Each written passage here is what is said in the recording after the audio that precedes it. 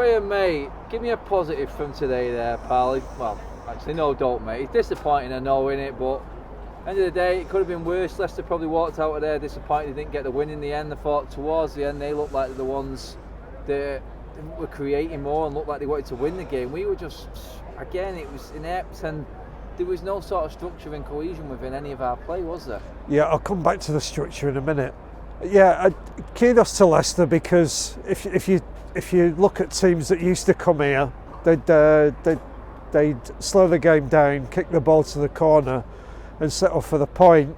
And a number of times on the break, you know, Maddison and Harvey Barnes were actually looking to force the play. So people need to be left in no doubt that Leicester were actually trying to win the game, very much so. And as you said, Adam, largely anemic in parts for long periods. Again, momentum, any momentum was lost from just lousy passing. Do you know what? The effort's there, but they're just not good enough. It's just a pure lack of quality, like you said. Lack of quality players. Is that what it is, really? Had they been found out?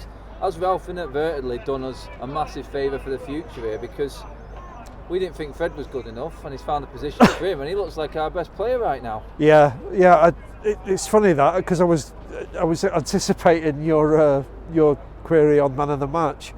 And I think it was probably between three of them. The guy who signed his new contract, yep. The guy who was having his name sung to offset the others, and of course the guy who's starting to look like a Brazilian, finally. I mean, it's disappointing, mate, because whenever we try and make a positive, it's completely overshadowed by a number of negatives. I mean, to actually go far, you need your stable 7, 6 out of 10 players. We haven't got them.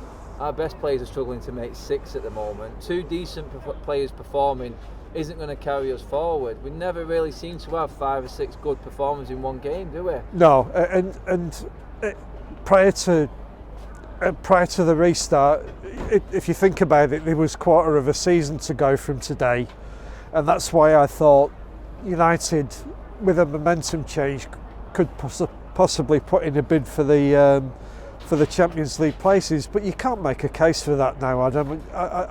Even gone Champions League. Oh yeah. I think anyone trying to cling on to any hope for Champions League has to accept today against the poor Leicester team, mid-table again at home.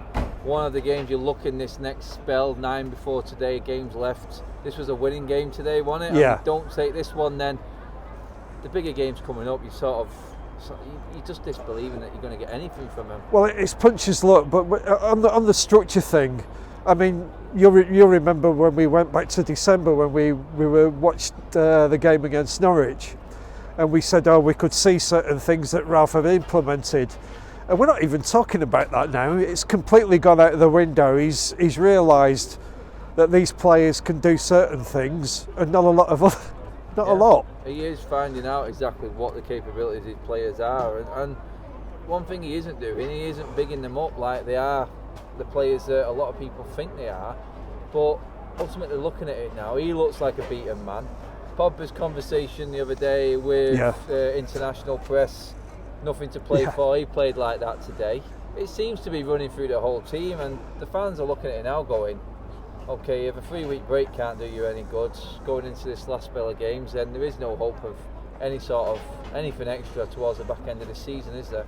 Well, you're looking at individual games for any level of entertainment that you can take. You know, you can take a memory out of.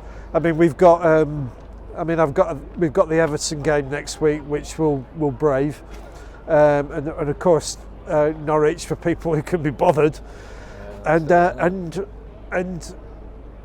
you're left, you know, clutching at straws about what to enjoy. But in all honesty, you look at it over the season, and it's been like that pretty much from day one. Very, very true, mate. I mean, day one, 5-1 against Leeds. We had a bit of hope, didn't we? But I'm going to ask you a serious question before we go. Forget man of the match. I think you've already talked about that. This question is important. I'm asking everyone right now. We know Champions League's dead in the water. Graham, there's better teams around us. there's a distinct possibility there's no Europeans next season. Do you reckon that could actually happen with the way we're playing and the games we've got left, mate, and the teams we've got to play? I still can't make a case for West Ham to finish above us. I think Tottenham and Arsenal probably will, but I think they'll still finish above West Ham and Wolves. Europa so that Conference would be or Europa League, mate? Well, that would be 6 if they finish 4th and 5th, wouldn't it? So it would probably be Europa League, I think, isn't it? Well, it's a chance. It depends who wins the FA Cup, mate. Because 6 then turns into Europa Conference position. It's very complicated, but I think you just nailed it there. You're clinging on. We are going to get Thursday nights next season, mate. Yeah, well, you said it was. You said it's worse than mine. We'll see. Oh yeah. Cheers, Graham, for coming on, mate. No worries.